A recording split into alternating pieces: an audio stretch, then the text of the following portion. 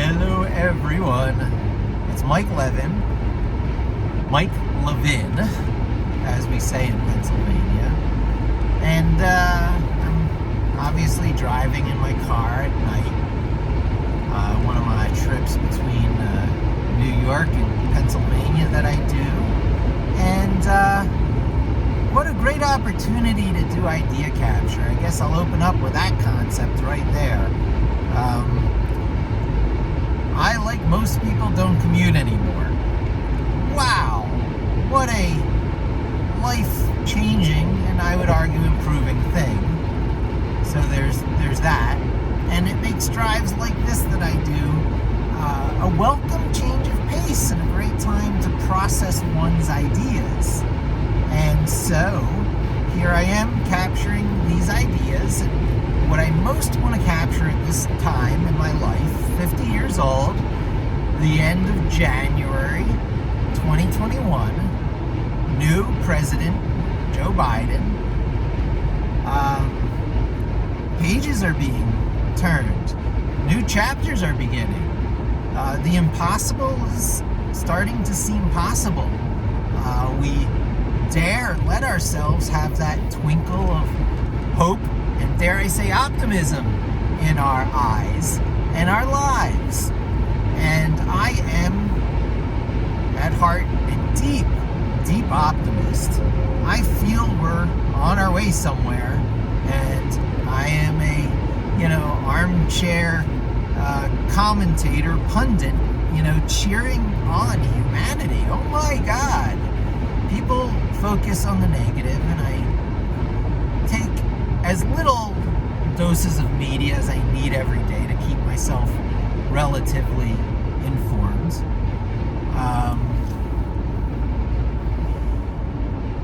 But I do little more than swipe from the left to get my headlines and drill down on a few articles that I'm not going to pay for the subscriptions to the Wall Street Journal or whatever, or the New York Times to continue reading the long-form article. I'm going to get the headlines, I'm going to do my Googling, and I absorb my news, sparingly, so that I can tend to my mind like a garden, because we are a reflection of the world is a reflection of us. Things are exactly as good or as bad as you allow them to be in your mind and our lives. And the media tends to put a negative spin on things, but I'm here saying, so we've got not one, not two, but three different sources of this mRNA vaccine coming out that actually was a far way along January this time last year, and it's just the confidence, the testing that kept us from more widely deploying it and to spread out the curve much better to get to herd immunity far sooner than it turns out we're doing. But in my mind, I hear 2021 and I hear Mad Max. I have plenty of gasoline to keep putting in my nice Jeep here, and I don't have to be part of a tribe of primal whatever those guys were to do that. I'm listening to Richard Feynman, and surely you're joking, Dr. Feynman, talking about just the drive between Los Alamos and Albuquerque, New Mexico. They went through like 3 flat tires on that round trip. And I'm here on a modern car that still has just air in the tires. These are not super tires yet. But I can't remember having a flat tire on this 2013 vehicle. It's just been remarkably durable. Rust is a thing of the past. So we don't have cars that rust out anymore. We have genetically engineered vaccines coming from multiple sources. We've got a digital nervous system of humanity that gives us the ability to lock down and quarantine and use our little masks and to reduce the general suffering that humanity has to endure while getting through this latest pandemic of the sort we've seen before. We've had several of these types of things, and the suffering has been much greater, and the toll in human life probably far greater in the past. Of course, human population was less, so the numbers are actually quite large because world population is larger than it's ever been. So these pandemics, the numbers are much higher than we're used to imagining. Approaching 500,000 in the United States is stunning. So, focus on the positive, because the power of the mind, the same things that gave us the ability to unleash the power of the atom and to put a decisive end to World War II, gives us the power of science to, do with a virus, a deadly virus, what we've done in the past with things like penicillin, and have another great tool in our tool chest in fighting these things when they do break out, having the procedures down, having the digital nervous system, the information-driven means by which we can crack down and lock down pretty fast, reduce the human suffering, make our economies resilient to this sort of thing, have a little bit of a restful state in the system, let the tension out of the machinery once in a while. Evaluate things, take more stock and inventory of ourselves, our lives, our relationships and connections to other people, what's important to us in our lives. And so that brings me here, the purpose of this video and processing my thoughts. Halfway through, I had read a book or listened to an Audible at some point in the not distant past about algorithms for living, and they opened up with a chapter about how far through you should stop searching for an apartment and start picking out which one you really want to pick, because it turns out about 27% of the way into your hunt that you're willing, that you would have the wherewithal to endure. By the time you're about a third into that overall process, you should seriously start considering taking a bird in hand, because chances are nothing that comes along later is going to be that much better than things you found by about a third of the time in. That's good lessons for life too. And if you look at an average lifespan of, say, 80 years, it's nice to round it to 100, right? Let's be optimistic about these things. You can do really easy math. If you make a bead 5 years, you have a string of beads, that's 20 beads. 5, 10, 15, 20, 25, 30, 35, 40, 45, 50, 55, 60, 65, 70, 75, 80, 85, 90, 95, 100. Right? That's 2 sets of dominoes with 5 dots on either side facing you. That's, 20 dots. 20 beads on a bracelet. And tick those off 5 at a time. 5, 10, 15, 20, 25, 30, 35, 40, 45, 50. I'm halfway through the bracelet. I'm halfway around that bracelet. My daughter, 2 beads in. My wife, still only less than halfway, let's say, than I am. And she has an opportunity to apply that, 30% of the way into your life. So what's 30%? What's how many of those beads? Well, it's probably easier to calculate with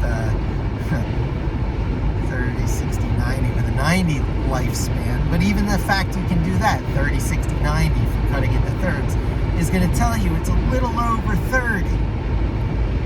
When you're around 33 years old or such, you've probably experienced enough of life to kind of settle in on a thing you really love, that you have a passion for, and you run with that from your, early 30s to say your 50s, to when you could have reached your apex of accomplishment and have that dream that people talk about, retire by 50, because you've both saved money while you were going, because of course you've been spending your money frugally, been resisting rampant consumerism and driving up debt, so you've been able to save a little bit.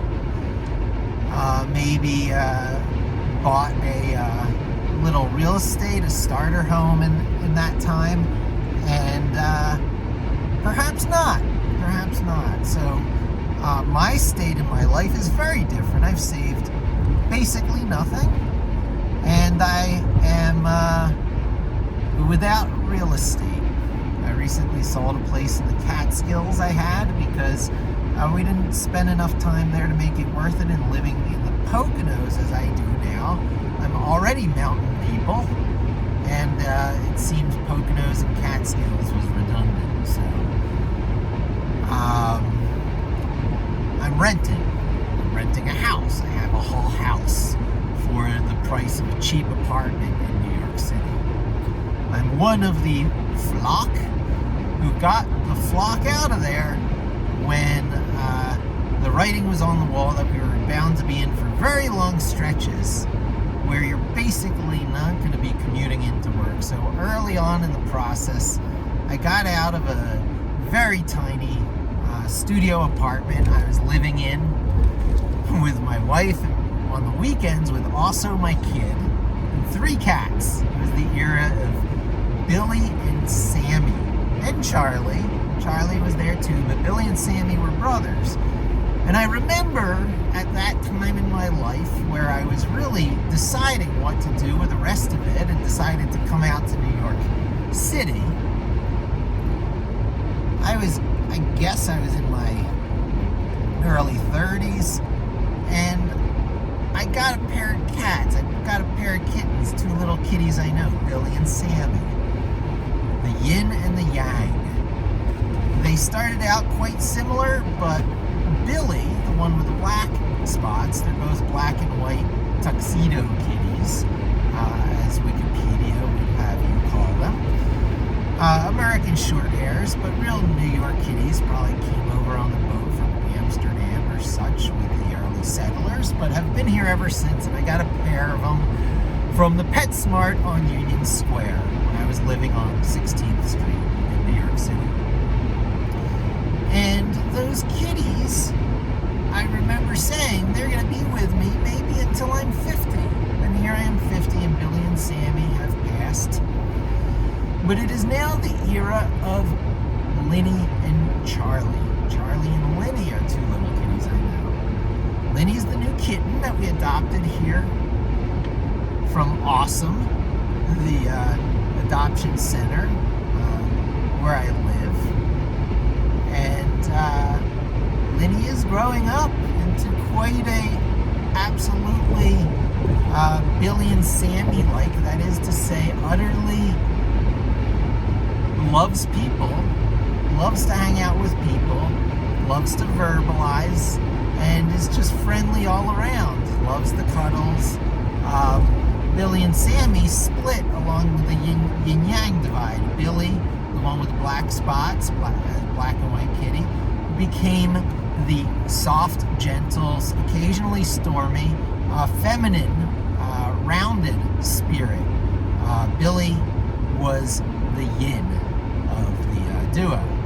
This is Charlie again. We got Charlie on the mind because it is the age of Charliest now, but Billy and Sammy were the brothers. Sammy, who was gray and white spots, also American short hair, they were brothers obviously, but his genetics, however it turned out, he got the gray.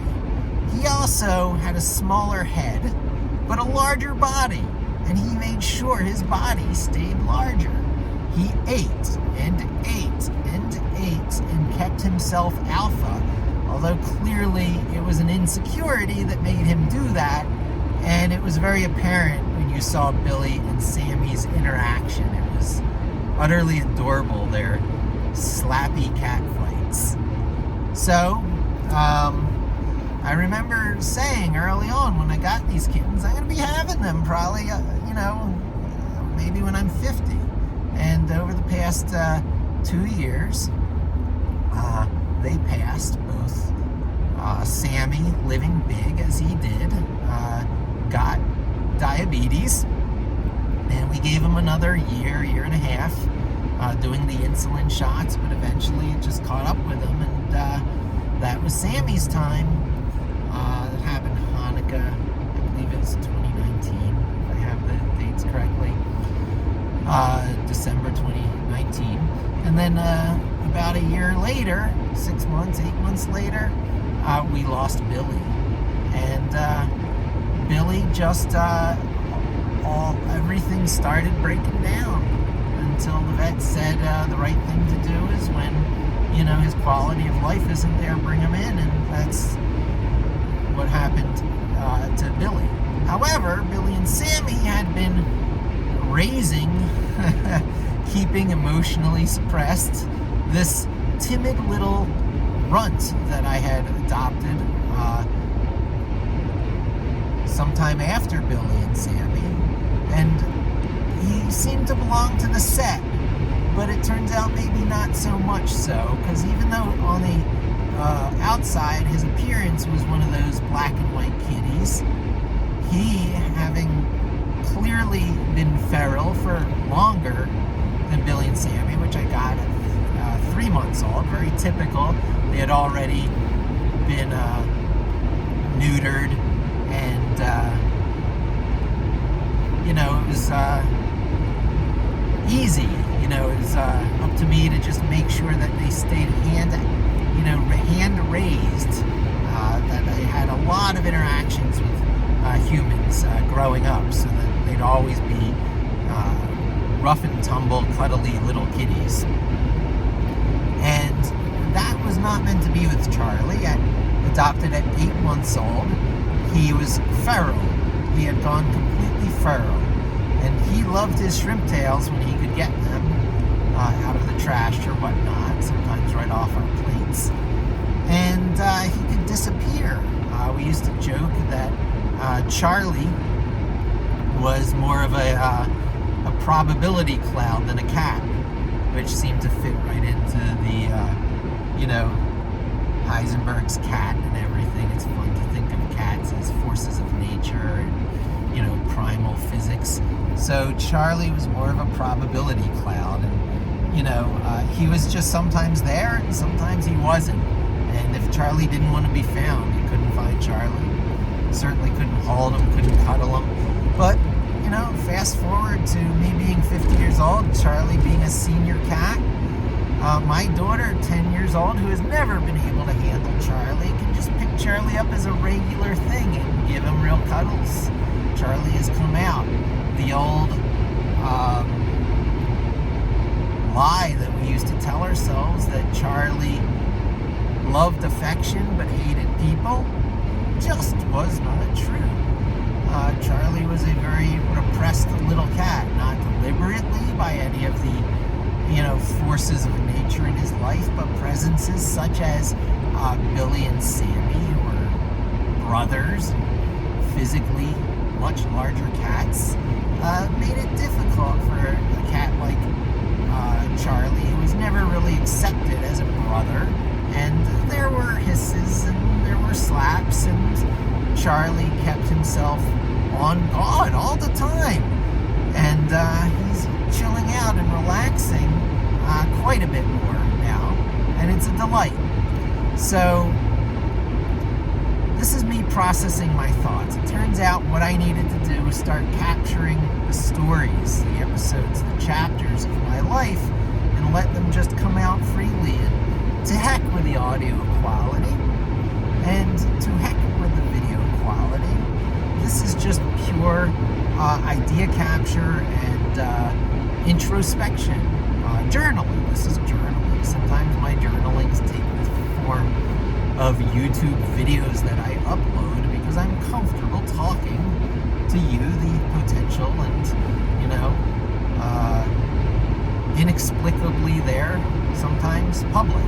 Few people watch my videos through from beginning to end like this. This would probably benefit much more in the podcast format, and I even experimented with that. I got myself up to the top of the iTunes podcast charts for Python. When we searched on Python, I was there at the top of the list. I got my screenshots to prove it.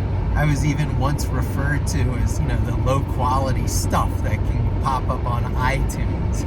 Yeah, that was just an SEO experimenting with how easy it is to get into the podcast, part of iTunes store. The terminology, the Apple terminology that we're all trained to embrace. I got so much to talk about. And I guess that's really a big part of what I'm doing with coming here and processing these particular thoughts. I got so much to talk about. I clearly missed my chance in my early 30s to do a particular thing that gives me financial security by 50. Hey, come on. Really, that's what a lot of people are talking about out there. Retire by 50, but also in a way that you feed your soul, that you're happy with yourself, you're happy with your path in life, you have minimal regrets. Everyone's going to have regrets, but life is a messy process. To come to peace with yourself over those messy parts of the process that are your, life, parts of your history, things that, you can get over, you can forget, you can learn from, you can become a better person from, but you can never undo or erase because it's in the past. And that is written in the book of life. That is how things went down. So, enter the wacky stuff I like to talk about. I'm not going to delve into it too much here, but there's the philosophical bits. It turns out that while things may be deterministic in nature, that given exact initial conditions, we could calculate everything, and so thus are, in a way, no better than a particular storyline, pre-written, predetermined. However, as it turns out, the details of those initial conditions are so complex that you can never fully have them without dealing with an instance of the world itself. So each world, each existence is in its own way wholly unique, and the question of determinism fades away when you start to embrace the astounding complexity of it all and the numbers of, say, light particles that compose any particular universe, because we're all made from light, so all the universe is made from light waveforms or particles or some such, which implies that we're really maybe part of a whole, and all that interconnectedness nonsense is probably true. And the fact we haven't cracked what the force of gravity is yet, I mean, it has not been really unified with the other forces that we understand quite well and have working together and understand their interaction. But there's this one elusive piece that it doesn't come out right. And that experiments like the two slits experiment that tell us that we might have something stranger than the atomic particles we like to think of as like hard-shelled marbles. No, it might be more like probability clouds, is doable at the human observable scale with a couple of slits and some piece of foil where you can shine light through and see the interference pattern. And that prisms make the separation of white light into its color components, so easily doable. And that, nano fabrication techniques are in things as simple as folding carbon and iron to make steel and hammering it, and that folding process can make nano-thin sheets of the samurai sword that has properties on a macro scale unlike anything else. And so the fact that things are hackable given basic human experience and creativity and immersing yourself into the game, and that new things can come from out of nowhere, and that not all great ideas have been had, and so many people make their starts late in life, 40s. They are doing things, as presidents are traditionally not much younger than 50. And so that your great accomplishments really come after you had a chance to have that hot spot from your early 30s to your 50s. But now you've got wisdom, and now it's time to really shine by sort of abstracting and generalizing. This is why the traditional, political advancement to presidency is through state governorship, or apparently New York City, because you deal with enough things.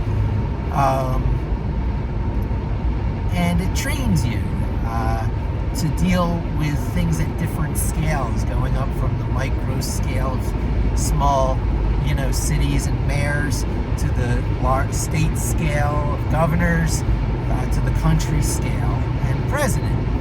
And so too do ideas scale, and so do many things scale once you have the critical insight at the very small scale.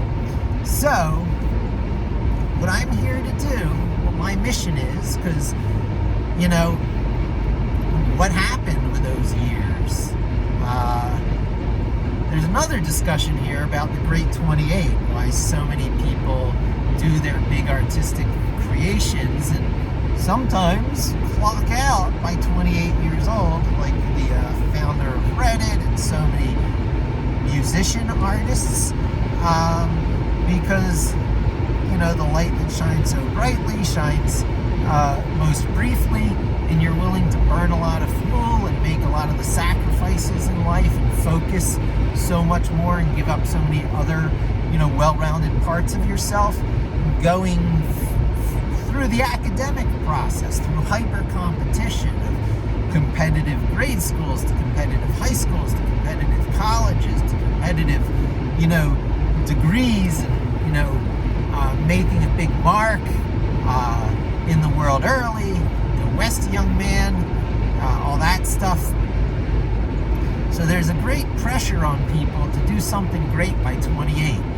Lacking that, you find yourself by 33, let's say, and you have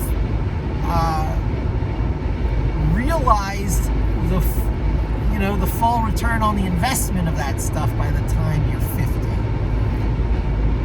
Are you not to, such as me, the financial return, getting the full return on the investment, you look at what you have to work with and then you come up with an accelerated plan. So in the years from 50 to 60, you can just snap your fingers and do like what many people do from 30 to 50, right? So an alternative, a practical alternative through your big building years is tapping the benefit of your wisdom and really pulling out your A game and doing the best you can. Maybe pulling off some big tricks, like I do enjoy having a salary. I enjoy working for people. I enjoy having come in directives and being a part of a bigger picture and bringing my unique value to that picture. Stuff that's not easy for other people to do, yet stuff when they see it getting done can immediately recognize the value, because frankly it's stuff they wish they had the ability to do. So,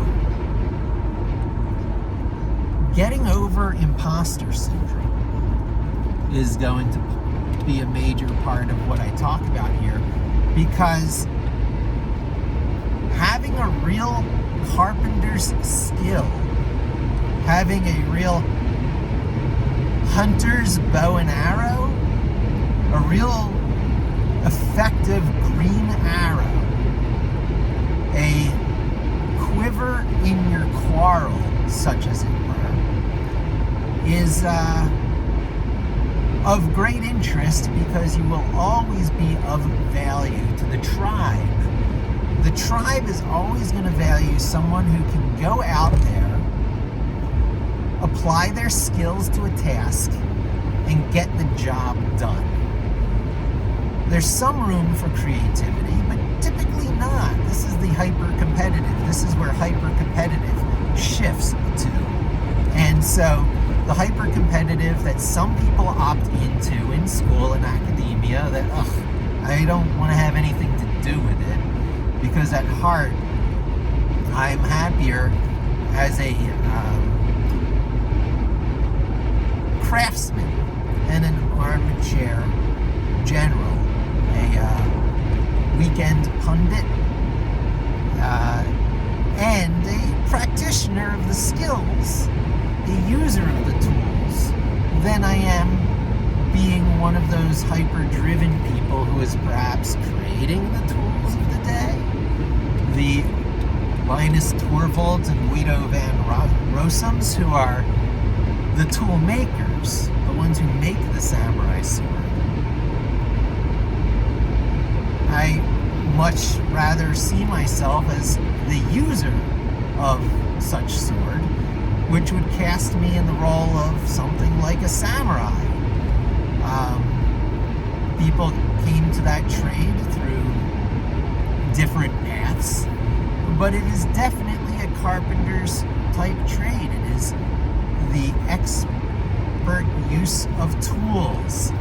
It is the committing certain things to muscle memory, and through practice keeping it sharp in your muscle memory.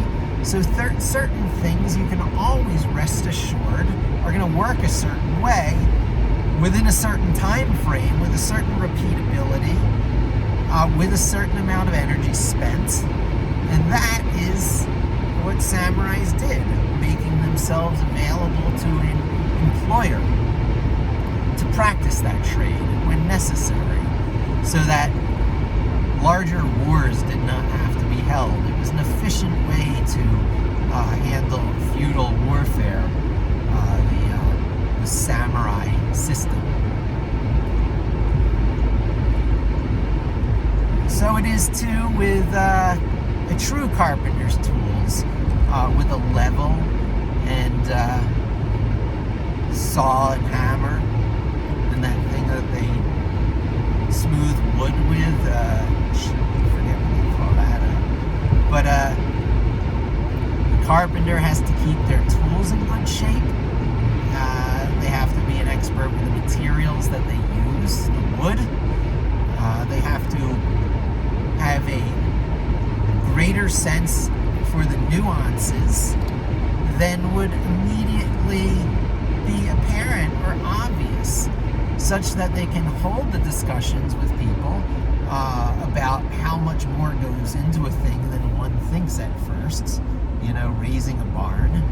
But much of it can be reduced to craft. That's why these people are craftsmen and not artists or even scientists. Artists and scientists deal with the realm of the new and the experimental and the answering questions and the unknown, and to pushing the edge of boundaries, unexplored space. Craftsmen are very much in explored space, and they're carrying out over and over again the work according to a template, and that's what I am. I have, I guess, long ago put aside the hope, the dream of becoming one of the Linus Torvalds or Guido van Rossums of the world, or more accurately, the Ken Thompsons and the people who preceded Ken Thompson, who created Unix, by the way, together with Dennis Ritchie, who did the C language for the 1-2 punch that ushered in the information age, because the information age was ushered in by Unix, not Linux. And you can still see the vestiges of that in, say, the DNS system, the thing that changes web addresses, the symbol to type into your browser addresses into numbers that actually get used out there on the internet to route traffic around. So the DNS system is still quite firmly in the Unix world, I believe. People are using free BSD and the Bind software. So if you want to actually do genuine old school Unix stuff, do yourself some DNS. Most of the rest of the world has gone on to Linux, which is where Linus Torvalds picked up on the work of Ken Thompson and black box engineered it. They said, over here, this product does this. Our product will do this same output. When you give the same input, the same output will come out. So they could reproduce a lot of the commands. That's actually the GNU command part of Linux. But Linux basically black boxed what Unix did on two levels. One, to just breathe some life into the hardware so that when you turn to the hardware on, there was some answer to the what now question. And both Unix and Linux answer that what now problem, but they're both low-level things. They talk about the boot kernel, the Frankenstein moment when the switch is thrown and hardware boots up for the first time. And I'm not talking about coming out of sleep mode of so much modern hardware. There's going to have to be a lot of clarification in these discussions, because taking control of a modern piece of hardware is really done at that Frankenstein moment of the flipping on of the switch that makes something do a cold reboot, a full system reboot, as if turned on for the first time. Not even, getting snapshot states out of hard drive and memory somewhere and dumping it back into active RAM, which is one of the tricks of coming out of sleep. It's not even that dramatic these days, with just universal memory becoming more common, which is less universal and common than one would think. But you take away power and the RAM does not lose state. That's becoming less and less of a dream. It's what's being reproduced now with a lot of really fast memory swapping and caching tricks. But Linux and Unix are what happens when you turn the machine on and it boots for the first time, all the low-level stuff. Then it hands over it hands over control to other things, and then you're running things that are executing the commands of the GNU command set. That's the GNU version of the Unix command set, which is one of the old school things that's pervasive and everywhere today. So I'm going to teach people a lot of the old school ways of just making hardware do what you want, because you peel the layers away just a little bit almost anywhere, and you're going to find Unix or Linux lurking underneath. And if you have control of things at that scale, how to make your vision come to reality on one instance of a Linux machine, and you understand the issues of scaling, you're able to imagine, if I was running 1,000 instances of this, if I took what I just created here and said, give me 1,000 more, could that turn my humble little hobby here into a huge money-making enterprise? Certainly a good retirement gig, something making money for you on the side, something freeing you from, now I have to be a YouTuber to make money kind of thought. At this 50 years old, my thoughts of what now? I have the ability, like the Sorcerer's Apprentice, to just, sprinkle some magic fairy dust on some hardware and equipment and make it come to life and do my bidding. I just know how to do that stuff. I know how to do it layering in a lot of the technologies that people think of as SQL. However, I'll generally be doing it local, right on that same Unix or Linux node, that small instance of a computer. What am I talking about?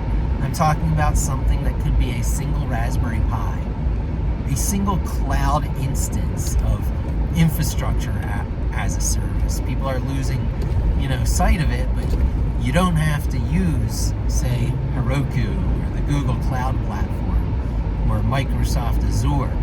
you can just use a Ubuntu instance, 18.04 or whatever you want, on the cloud, and just say, Amazon, give me one of these. And you log on to it from your current hardware, your Mac or your Windows 10 machine locally, and you got a window to this old school Linux computer somewhere out there on the cloud. It might be sitting right next to you as a Raspberry Pi. It might be over in the corner of your room as a media server. That's one of my next steps. I'm certainly going to be doing the media server trick as my general purpose Linux server in my home in the very near future, because if for no other reason, I already bought the hardware. It's a little bit shameful, but I might be pushing 2 years of having pushed off doing this project of just setting it up. I wanted a media server. And I have two identically sized 2 terabyte hard drives to create a simple mirrored array. I'm going to talk about different RAID arrays, the 1 and 0, the 0 and 1, the best kinds of RAID arrays that are both striped and mirrored for the benefits of both maximum write speed and maximum data security, as far as being in 2 places at once. However, with SSD, solid-state drives becoming so popular and stuff, I'm not going to emphasize all this hardware stuff that much. I'm going to just say, based on the components du jour, you could always slap something together, and it can be bordering on free with components like the Raspberry Pi Zero. Now, I wouldn't recommend that. Go with something that's a little beefier, has built-in Wi-Fi and stuff if you're using real hardware at home, and avoid even, paying that cloud instance. Don't give Amazon your initial credit card. That's them getting their claws into you, because you get one instance, you leave it running, and eventually they're going to be charging you even that 30 cents per month, and then you're like, hey, I might as well be using it. And then you get locked into the Google as your infrastructure provider, even though it's IaaS, infrastructure as a service, which is the good stuff, and you're learning the good stuff because you probably have an Ubuntu server there. You have to do everything to yourself to administrate, really. And you get into that old school world a bit. However, Amazon's got their teeth into you, and you're falling into the vendor trap. Other scenarios have Google and Microsoft getting their teeth into you and falling into the vendor trap. All paths basically have you falling into that same vendor trap, because they're going to such lengths in the case of, say, Microsoft, as saying, yeah, Linux 1, okay, we're going to include a Linux kernel with Windows. Now you can just get Linux from the Microsoft store. Oh, you want Python? Just start typing Python into a command line. You'll get Python in your, from the Microsoft store. All the official stuff, all good versions, all latest. And hey, Microsoft is behind it. We're using Canonical. We didn't buy Ubuntu, but the Ubuntu version is the version we're using, which is the version everybody loves. The Debian branch of Linux, by the way, won in the battle between IBM Red Hat Linux, which is also CentOS, which just became a paid subscription model, and Fedora, which is the free version. But hey, who's doing their, projects on Fedora, these days? All the cloud scaling stuff is made for Ubuntu, which means you're not on the Red Hat Linux branch. It means you're on the Debian branch, which means it's not genuine POSIX Linux. So forget about the POSIX compatible. Linux is POSIX compatible, Unix. It's not. Linux is a little different. It's got a little bit different infrastructure going on. Speaking of which, I'm going to teach you all about System D, they call it, System D, which, there used to be one story of what happened when you powered on a Linux-like system, and we're talking mostly now Linux, because BSD does something different. I don't think they've jumped on the System D bandwagon. But that Frankenstein moment, at least the high enough level in the breathing life into hardware, where humans moving things around in text files can step in and control, is at the System D level, a relatively new standard that's been embraced by most versions of Linux, both Red Hat and Debian branches. is what happens when you turn on that power, how to step in and take control of the machine. And all that stuff has to do with a bundle of things in Linux that's given systemd as its sort of bag. And it's the ability to run daemons, system background tasks, among other things, when the hardware gets turned on. And it turns out that's a good place to take control of things. So I'm going to teach you going from noob in Jupyter Notebook. So you're like, oh, technology is important. I need to become literate. I need to think in, automation of machines.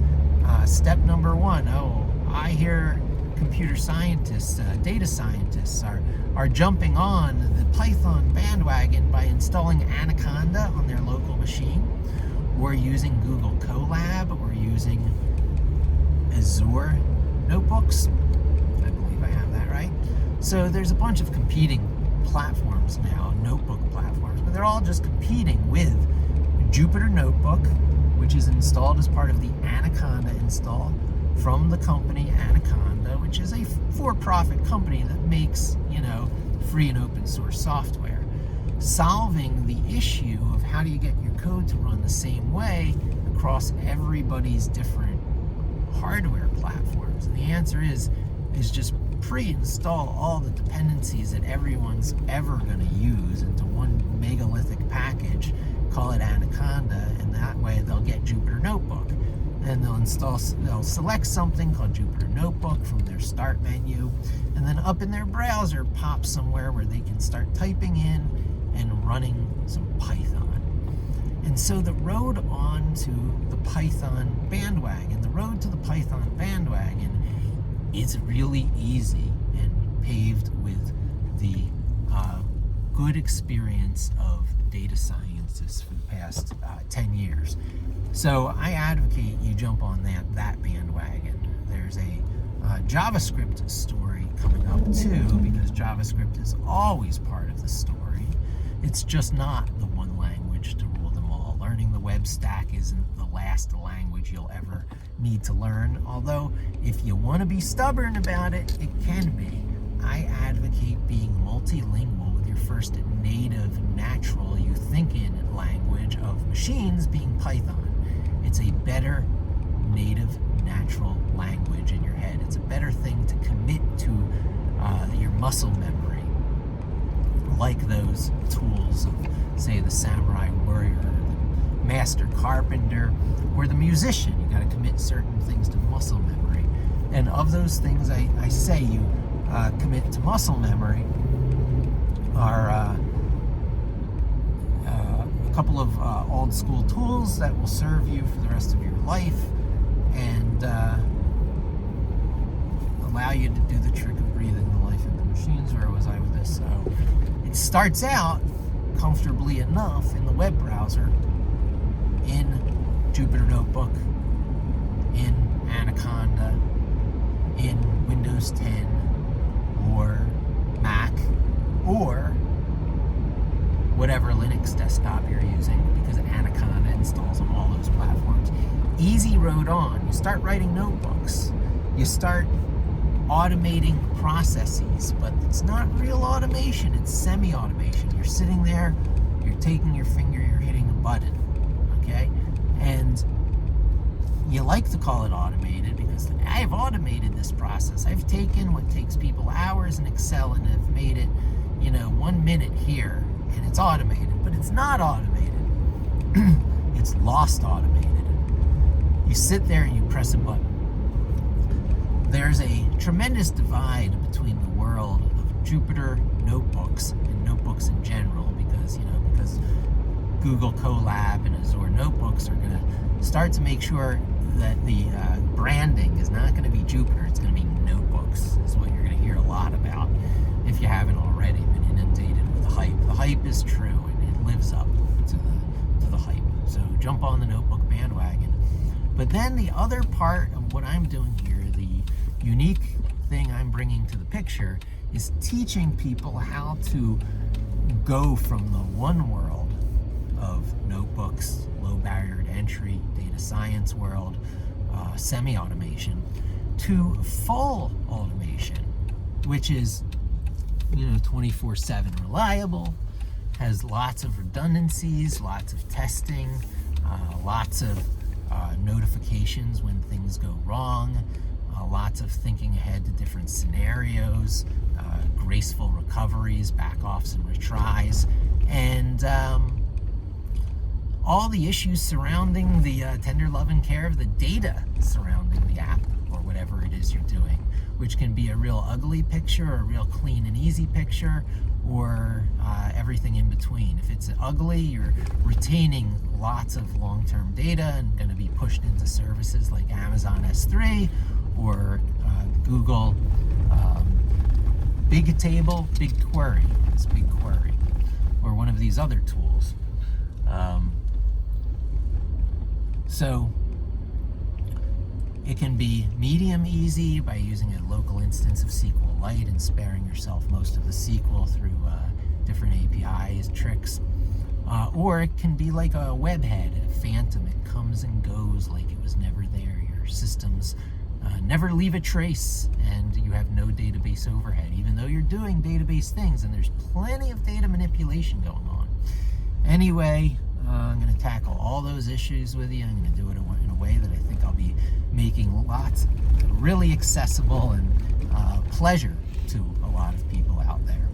And so I think that's a good place to wrap up. And for anyone who actually made it to the end here, thank you. True followers, thanks for joining me. Hope to see you again soon, and don't forget to subscribe.